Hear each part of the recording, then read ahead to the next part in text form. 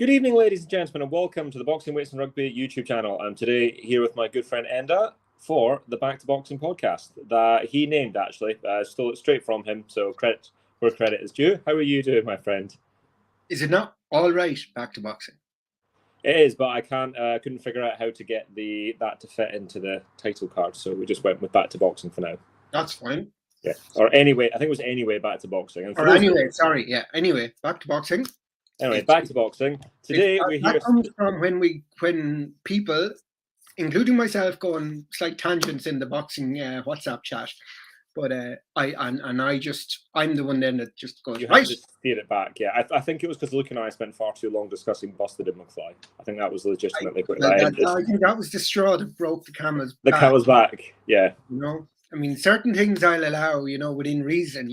Like brief football is fine because I even do that myself, but it was far too much McFly or McBusted good chat yesterday for my life. And our good man Luke can't join us tonight because he's having some technical issues at home. So hopefully that gets sorted. There's nothing too expensive on Luke's end. But today we're I wonder do garages do Black Friday deals? Oh God, yeah, maybe. See how that goes down asking. But speaking of expensive things, we're here to discuss let's see there, a bit of a professional segueing. The big cards out in Saudi Arabia. We have I enjoy the marketing for the AJ versus, I can't remember the names, they've all got these silly names. I'm sure it's like the Day of Reckoning and the Ring of Fire or something like that, like a Johnny Cash song. But it's basically being marketed as AJ and Wilder rather than AJ versus Wilder. AJ Wilder and Friends, I think they should have called it. Yeah, something along those lines. What do you think of the cards, my man? Well, to be honest, and I seem to be in a minority of one here, I'm disappointed because it's not AJ versus Wilder. And I got fierce slack saying, Walian is, he's number 3 in the IBF. And, if he beats, or whoever wins that will be mandatory then for whoever wins for the IBF version, so for the IBF belt, which Usyk currently holds. And I'm going, but I mean, it's this crap by Eddie Hearn. He's always selling the next fight, and it was like that. We had it back in, was it May, when that god awful card that the best fight on it was Bosch. What's his name again? Johnny Fisher. Johnny Fisher. And in fairness, Johnny had a good performance, but that was for a Southern Area title. And there was no other titles on the line. And my God, that boxing stank the place out. But to his credit, Joshua did have a good knockout eventually, round 7. And that was the September card. That wasn't the May one. The May one was Franklin. And that went 12 rounds. Yeah, that was a painful watch. Oh, yeah, no. But sorry, the September card, the May card was also awful. And this was all about, we've just going to get that song. I'm like, I don't even listen to Eddie Hearn anymore. I've given up, When it's written down or when it's announced in Saudi Arabia by, Sheikh Mohammed, then I believe it because there's far too much money on the line for it not to go ahead. Yeah, like this with Usyk and Fury. That's why I believe that fight is going ahead. But anyway, the Anthony Joshua Walian fight doesn't really excite me, It's going to be another one of these, go through the numbers, and then I reckon that, like as I predicted on Joel's show, that Joshua will get the nice knockout then in the second half of the fight. And it'll be all, Wilder next. But then there'll be another reason why it won't be Wilder next, because we all know Eddie Hearn is keeping his boxer as far away from Wilder as possible, while using the name to sell fights against mediocre opposition, in my opinion. I know, that's the one that we don't fully agree on. I actually am optimistic that the fight happens next, but I, like you, am disappointed that it's not now, because I don't see the point in it not being now. Stephen, we hope that you're well, and basically they should really be fighting each other. AJ versus Wallin, right? The Gassiev fight was a good win for Wallin, and he cut Fury, and other than that, Wallin's not. I think Wallin is slightly overrated for the position that he's in. He's still a decent heavyweight. He's still a big lump. He's still 6'1", whatever it is, and a southpaw. And it's a decent enough fight. And I would say for AJ, it's a good step forward from Helenius and Franklin, but it's not Wilder. But I think the reason we're getting this one is I think Wilder wanted a comeback fight before going into the AJ fight because he'd not had a fight in 3 years, effectively. Really? I thought Wilder would have took it. Well, I look at it this way. They are the ones that angled for it because they wanted... This was when all the noises were coming out about the Saudi Joshua thing.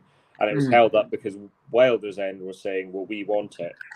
Joshua had his 2 comebacks. And then I think, to be honest, this worked out quite nicely for both parties because I think from Joshua's side, I don't think he'd been as impressive as they'd hoped in the Wallin fight.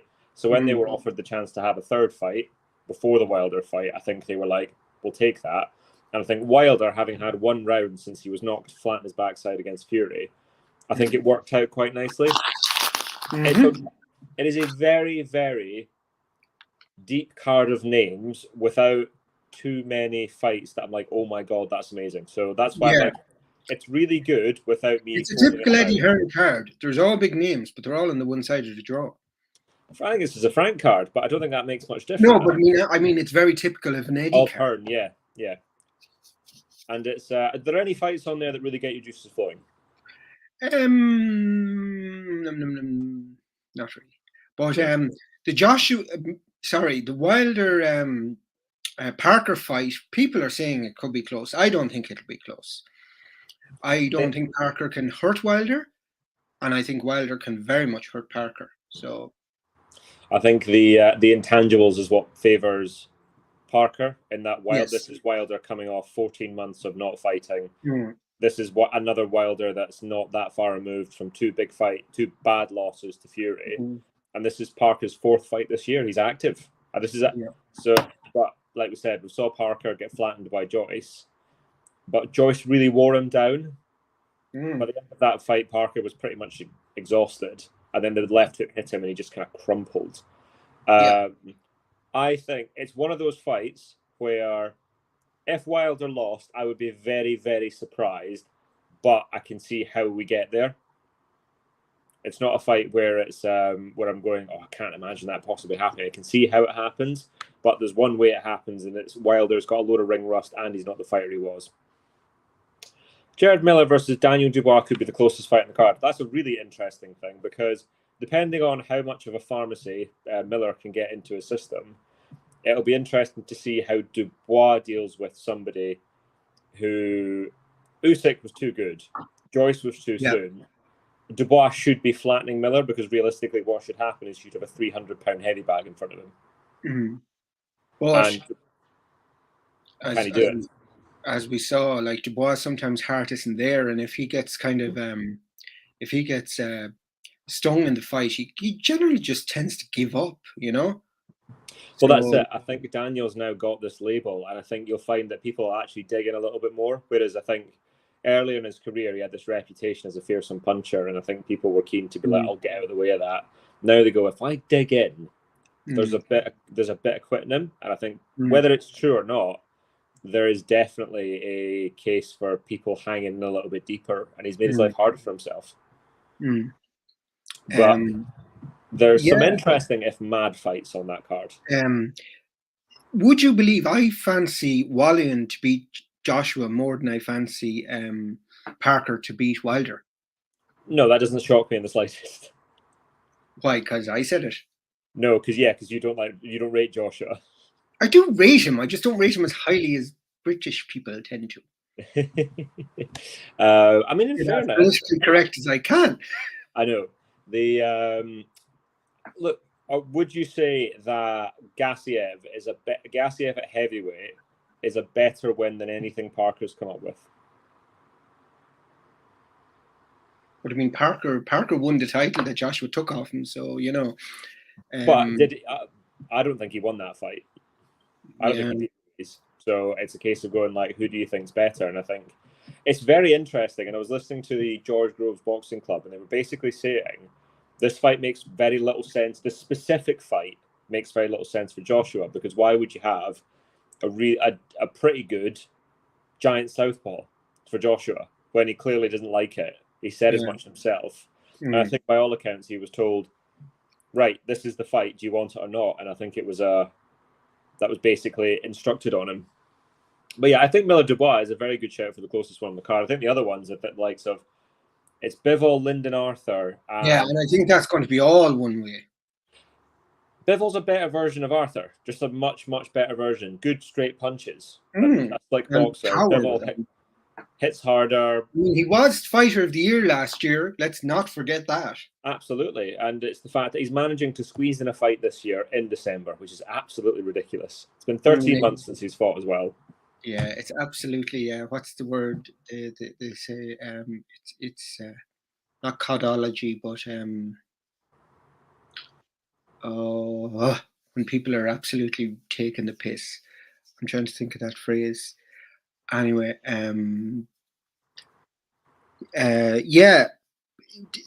so Bivol Arthur, I think Bivol will win that easily, and I think he will stop Arthur. He should stop Arthur at this point. Mid-rounds. He should stop Arthur. If this could be an awful watch, that's the only thing that I'm worried about.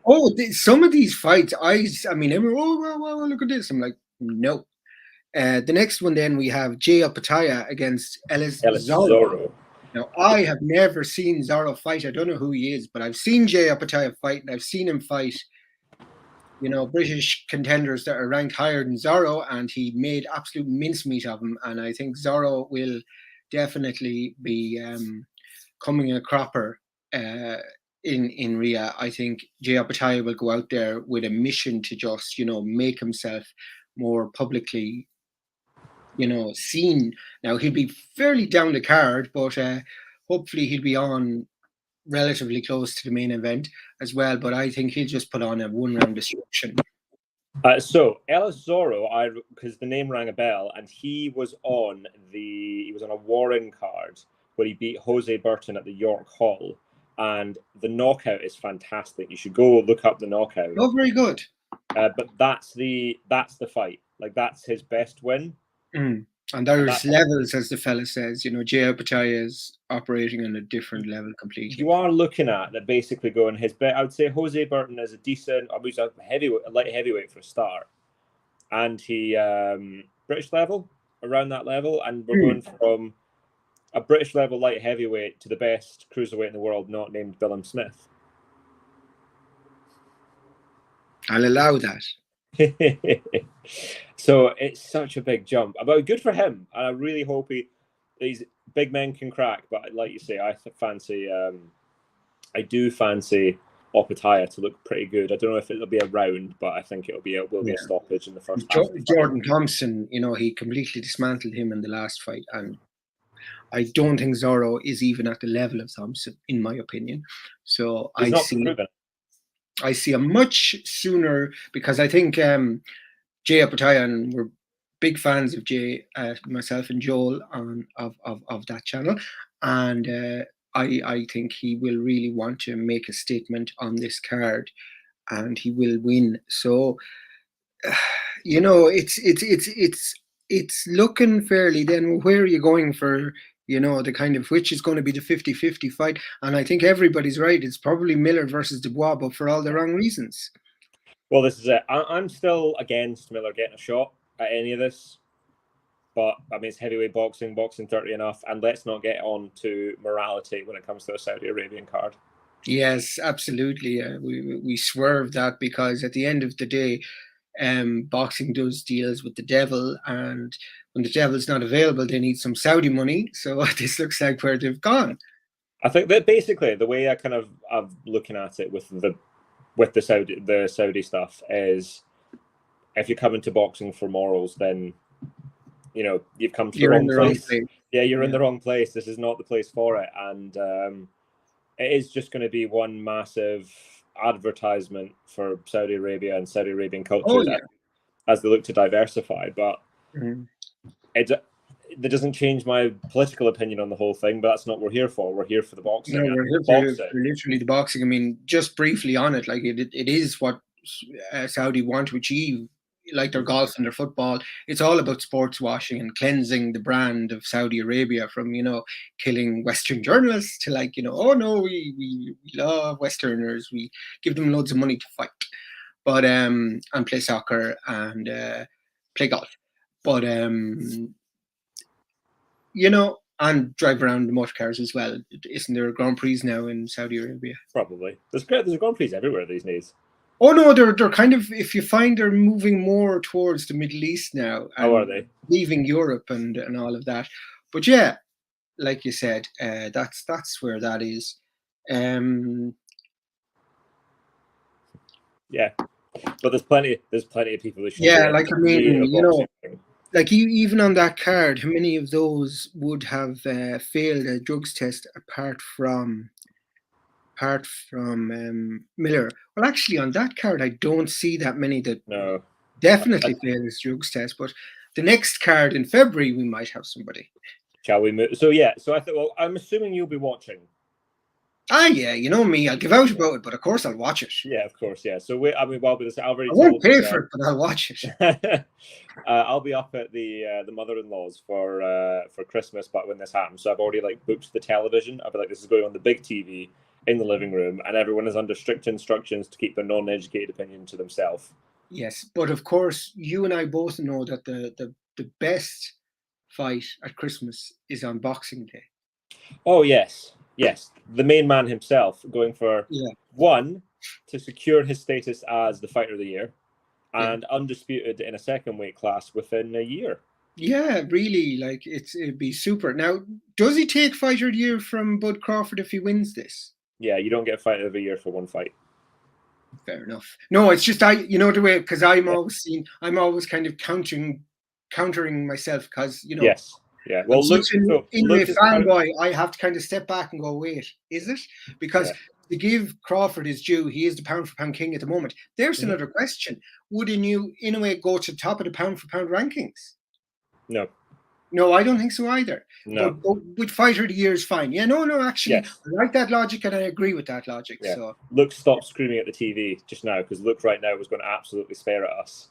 And then Luke's more things to worry about. Rum rum. Beep, beep. So no, I think I think you cannot have, in my opinion, you can't give fight of the year for one fight. Fair enough. Because I don't think it makes you. It's not enough, and I think really. Bivol can't win it this year, then. No, he cannot. The two guys that are up for it is if Haney beats Prograis and if Inoue beats Tapales. Those are the two. Yeah. Those are the two big ones. And obviously Tapales if Tapales beats Inoue. Of course, yeah, Tapales beats I don't know why, but everyone seems to be like a foregone conclusion that Inoue a unified champion. He beat Akhmad Aliyev. Yeah.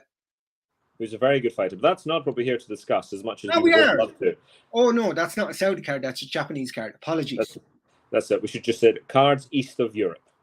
Yes. We'd have been fine. But it's I think it is very much that. It's a card that if you take a glancing look at, the card in December looks fantastic. Yes. You actually sit and read it. It's not necessarily all sizzle no steak, but it's not quite the be all and end all. I think that's kind of a fair. In fairness, again, for pointing out our biases, this is the president and vice president of the Inoue fan club discussing if Inoue gets fighter of the year. Yeah. Now, the president of the Bud fan club is currently broken down in his car. So he can't argue the case for Bud winning fight of the year, but would he argue the case with one fight? But would Bud's fight get fight of the year? Not really, because it wasn't competitive. Oh, it was the performance of the year. Oh, yeah, exactly. That's what I'd go for, performance of the year. Yeah, performance of the year. What gets fight of the year, then? My first thought goes to Kordina Rakhimov. That was a good fight. That's not going to be the fight of the year. I'm trying to think. There's nothing outstanding this year. There's been lots of really good, solid fights. I'm trying to think of that really good one that was on, and I mean, Conceição versus Navarrete was a really, really good fight. That was another one that was very good. I don't think that was the fight of the year. The knockout of the year goes to Juto Nakatani. Oh my God! All the flowers to him. unless something happens spectacularly elsewhere. But Nakatani's knockout is absolutely incredible. And it reminds me so much of Valdez's knockout of the year versus Burchell. Yeah. Like the kind of step back, the loop over, and it just puts Maloney to sleep. It's just fantastic. Yeah. But and I don't think any fights on the 23rd could dislodge that KO of the year. However, the 26th might. I mean, Wilder's fighting. I know, but it's the opponent as well. But I think Inoue could steal knockout of the year.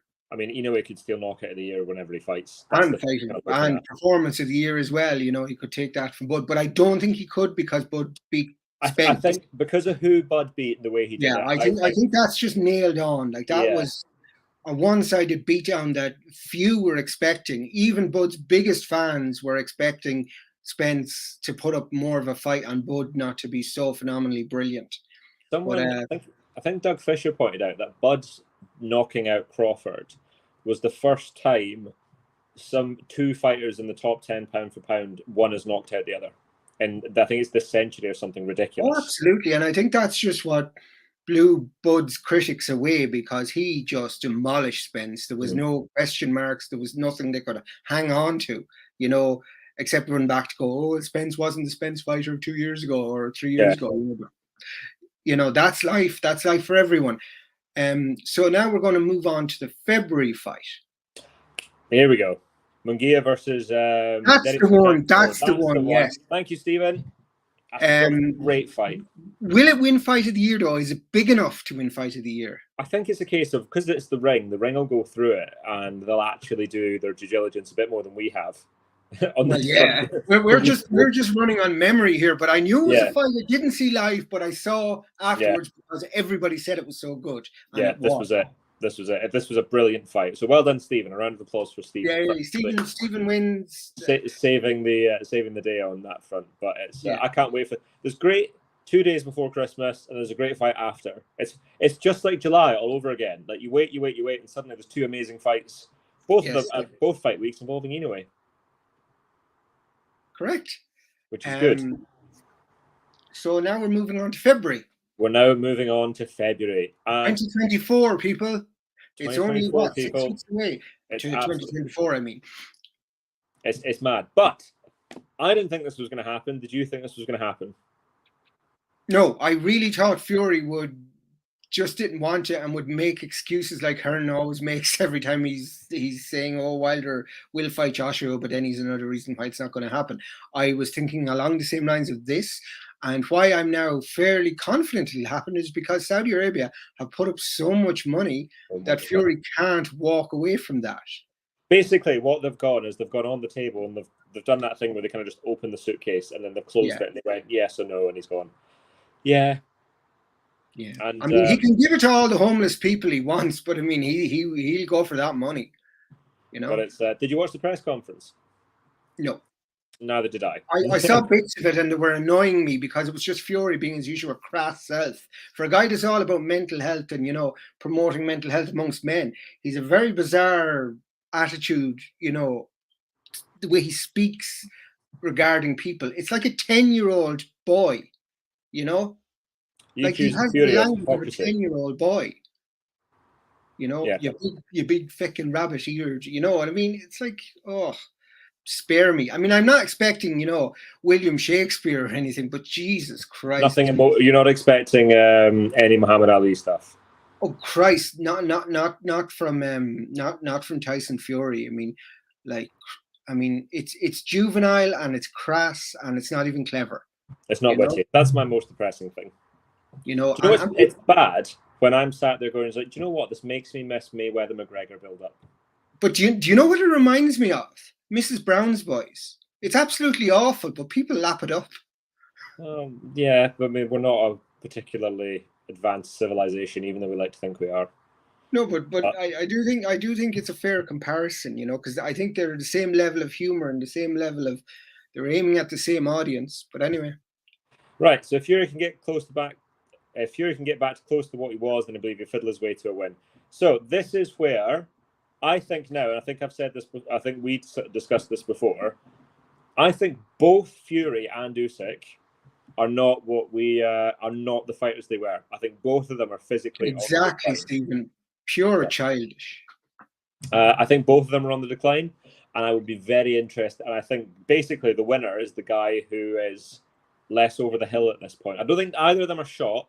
Fury did look terrible, absolutely wretched against Ngannou, but I think that was almost a misnomer, and I think Fury is known for looking dreadful. And I watched Fury get beat by. But I don't think Fury took that fight seriously. I mean, there was no way that was a 6-week camp or whatever he claimed. You know, I mean, like it was. He was dreadful. He was overweight. It was the heaviest he'd been, and it wasn't muscle mass or anything. Ngannou, of course, you know, built like a brick shithouse, and he just did the simple things right, and he did himself so many favors that Suleiman decided he's now in the top 10 in the WBC, which kind of... Very, very quick aside again, a little tangent. Did you see Suleiman's rant at the ring? Oh, yeah. I'm going to love that war, the ring versus the WBC, because let's face it, even though, you know, the magazine is no longer in print, it's only online, because I know it had to happen, but I'm sad because I used to get it. But I used to get it. I used to have a subscription as well. I mean, it was always like 2 months out of date, and I read all the articles, but I just wanted the magazine, you know. And the covers were amazing. The covers were, and they were getting brilliant. And speaking of covers, since Boxing News was taken over, oh my good lord, their covers are brilliant. Yeah. This one, is it the monthly one or the weekly one? No, the weekly one. They only do weekly. It is the weekly one, yeah. Yeah, they only do weeklies. Oh my god, the Froch Groves one is fantastic. Yeah, absolutely fantastic. And they have a special Froch Groves podcast actually coming out as well. So I'm going to listen to that because the guys are brilliant. You know, I mean. They're and the great thing is now they have an audio version of the YouTube podcast, which is great. Now when I'm commuting, I can listen to it and I don't have to see their pretty faces. But brilliant, absolutely brilliant. We're talking about this fight and we're talking about, you know, who's over the hill, who's more shot.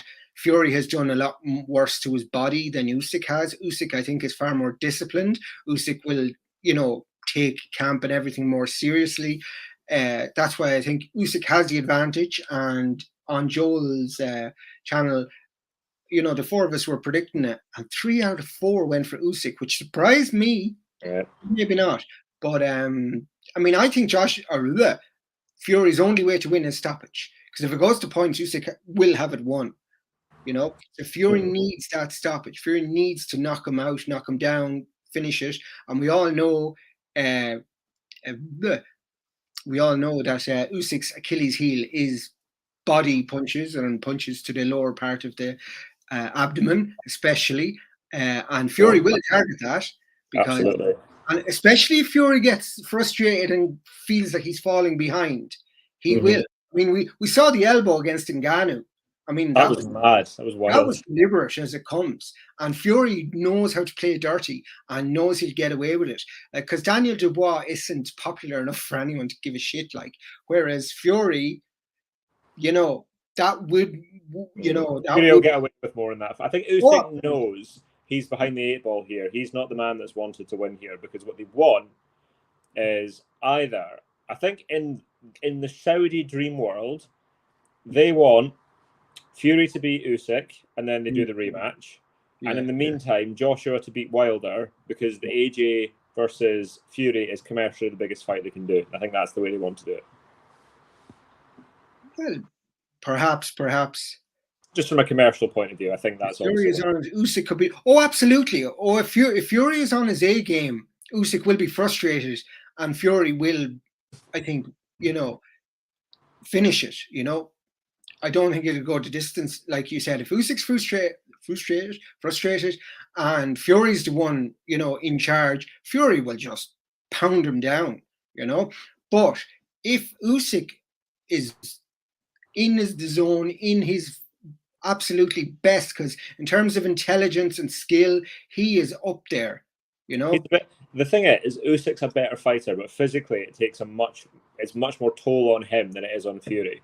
Oh, absolutely. And Fury can just pound down on him, whereas he's kind of to look up to Fury and kind of, you know, try and attack him. And I don't think Usyk's shots are going to hurt Fury at all, you know, at any significant level.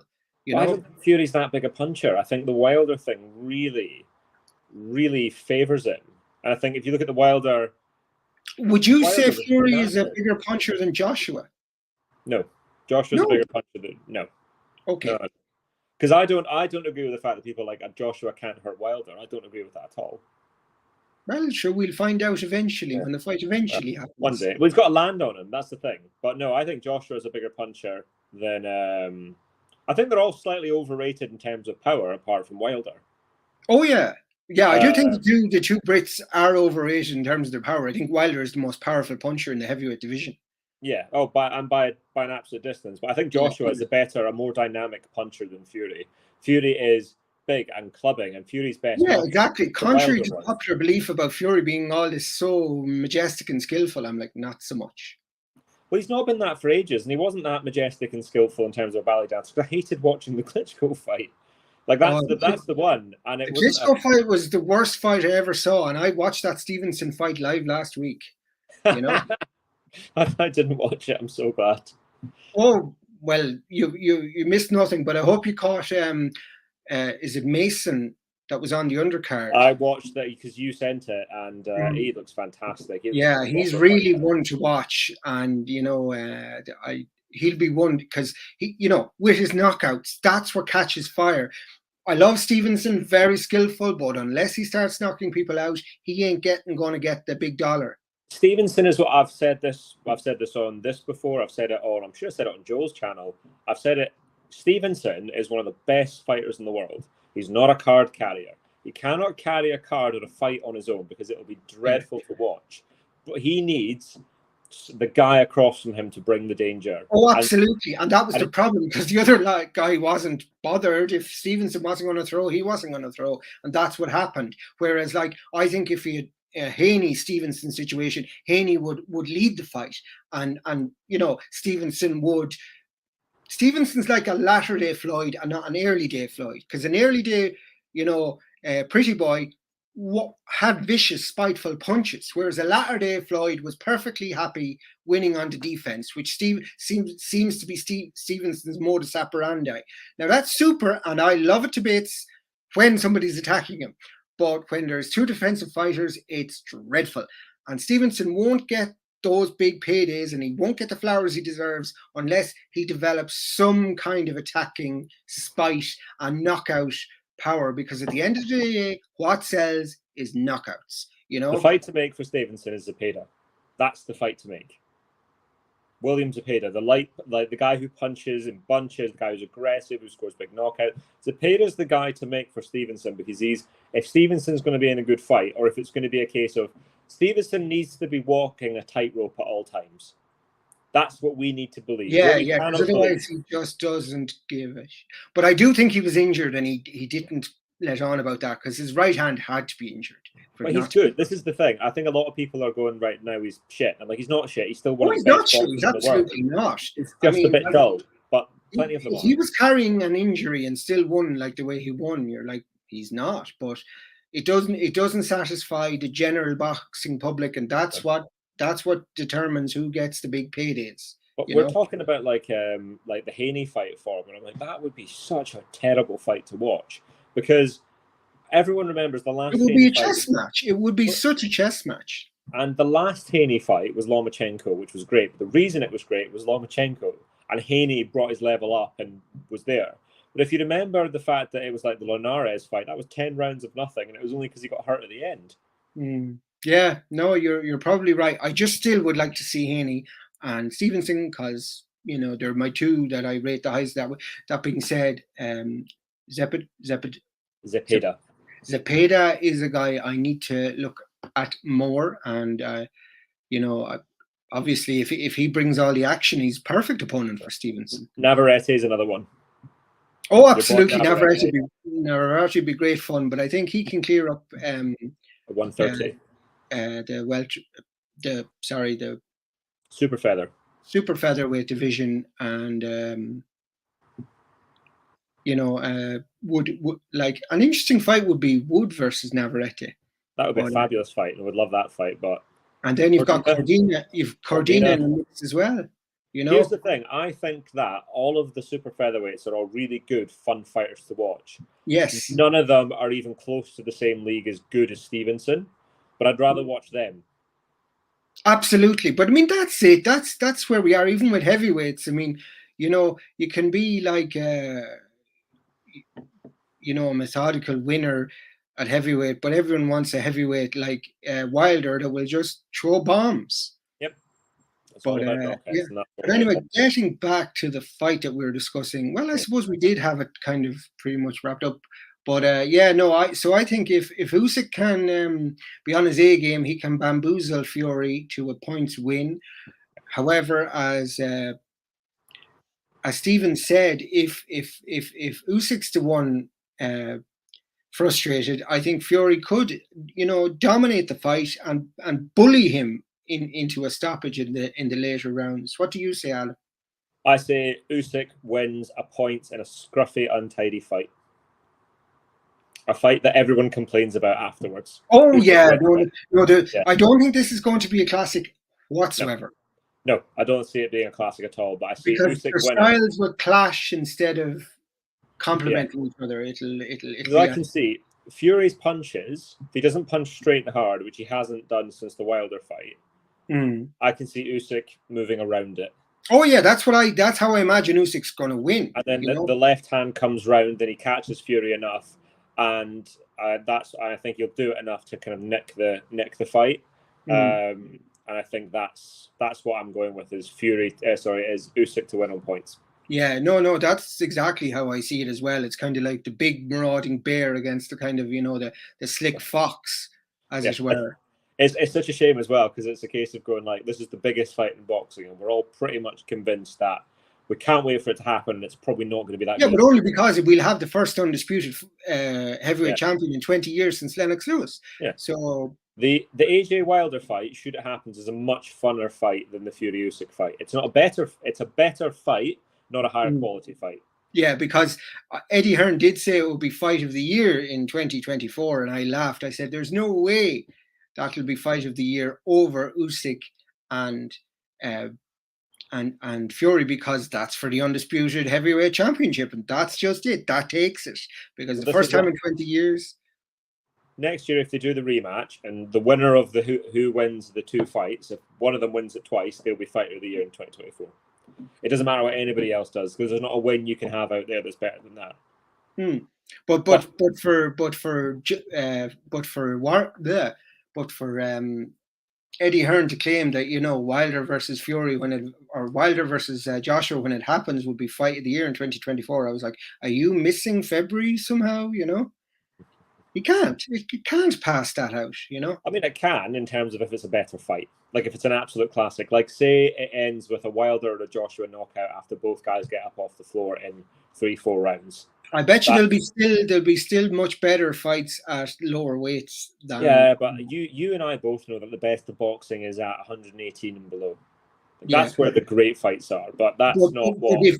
But on paper, fight of the year has to be for the undisputed championship. When that's up for the first time in 20 years, that's going to take fight of the year. It'll be interesting to see. Like, I hope it's a good fight. I mean fight of the year as in the most significant. Oh, the most significant. I thought you meant the best, as in the fight of the year. No. I don't think he was selling it like that, and I don't even think either of those fights will win fight of the year, to be honest. You know, in terms of performance and just kind of action and everything. But it's a better fight, not a bigger fight. Thank you for Stephen. Stephen's been the most succinct out of the two of us. Yeah, when we're waffling, he's managed it. We're waffling nonsense. He's like, that's it. Yeah, Stephen just comes in like a teacher and goes, "That's what you mean." And we're like, "Yes, Stephen." That's it. Last thing before we go. Yeah. Rumors are Bivol, Beterbiev, Saudi next year. Looks like it's happening. Good. That's the fight. If that happens next, honestly, right? See, if that happens next year, I've got no complaints in boxing at the minute. Well, 2024 will be just phenomenal. I mean, you'd have undisputed, and you'd have Bivol versus Beterbiev. A year too late. It should have happened this year. Yeah, of course. But this we're year, we're blaming Sullivan for that anyway, because he was just so arsey about, you know, one guy's from Canada and the other guy's Russian, you know. It's just pish, isn't it? It's political nonsense. But it's only because it's like everything. I mean, Sullivan had no problem Fury fighting MMA fighters and keeping his belt, and other people then, Charlo not defending his title in 2.5 years. Oh, actually, I think he vacated that there, didn't he?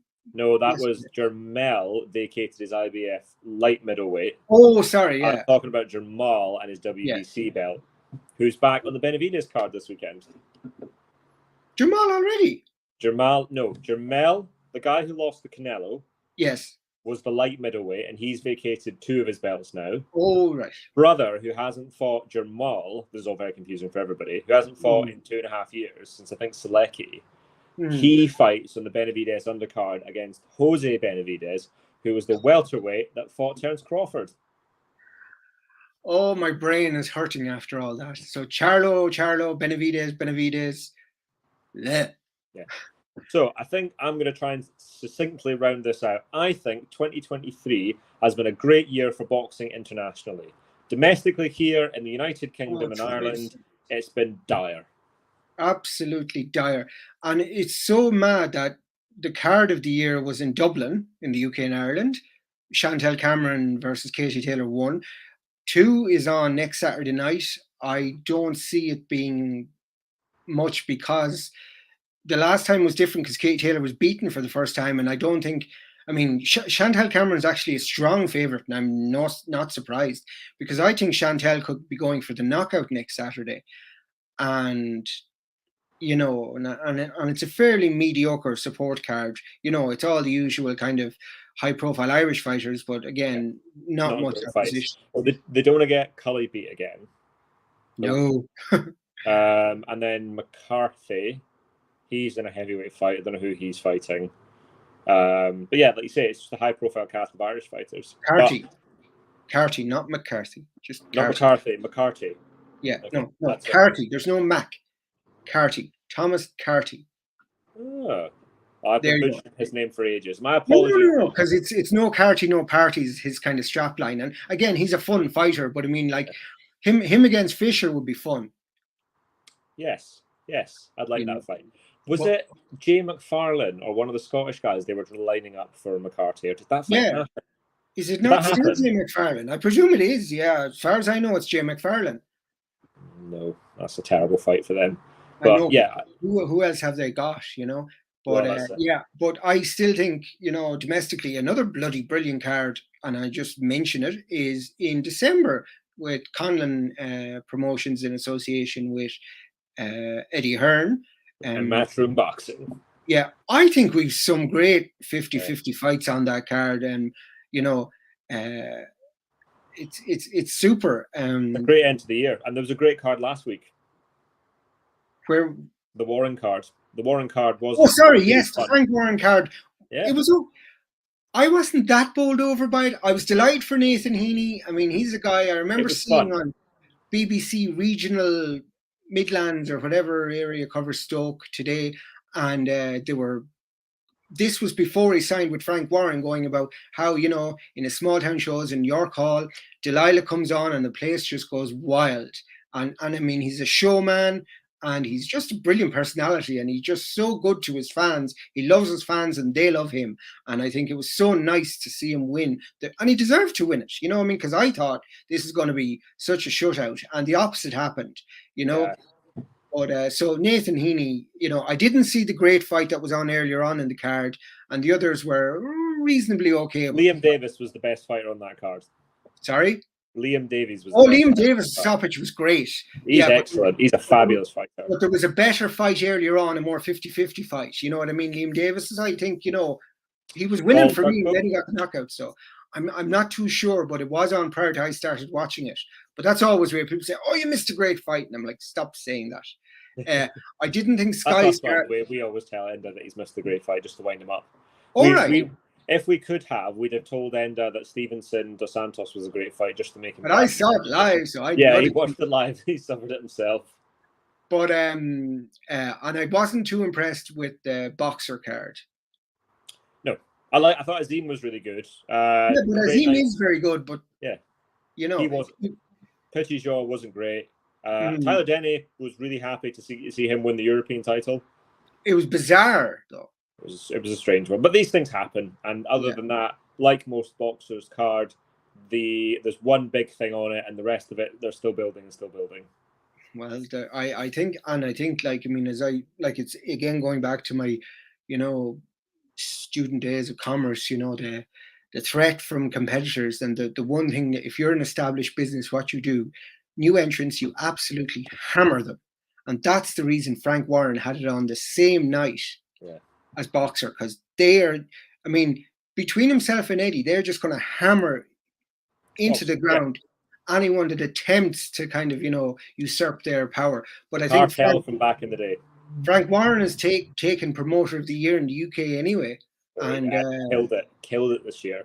I still think Barbarum is the king, over the world, but he does work very well with Frank Warren, more so than Hearn. Hearn really rubs people up the wrong way, and that's how you don't get things happening in boxing. That's why Warren had great fights and why Hearn didn't, because Warren knows how to work with other promoters, whereas Hearn just thinks he's the big dog the whole time, But 2023 internationally, yes, very good, wonderful. Navarrete, for me, was brilliant. Of course, Crawford was sublime, the fighter of the year. Inoue was Inoue, and he's going to win. He'll be fighting. He'll be fighter of the year. Crawford will be performance of the year. Will be the pound for pound king. He'll remain pound for pound king. Yes. So a great bloody year. Aside from the domestic action, but hopefully Belfast next Saturday night, where myself and Stephen and Luke and Marty are all going to be in attendance. Excellent. I want a picture from the four of you. Oh, absolutely. I'll be in the cheap seats. Marty and Stephen will be in the medium seats, and Luke will be ringside after paying God knows what for his seat. Oh, God knows what he pays for those, but it's one of those ones. But very quickly before we go, the plan for the rest of the year is on the channel is pretty simple. I'm going to try and get a pound for pound in before the end of the year, like a video up. Life's been busy, so the videos have been difficult to make.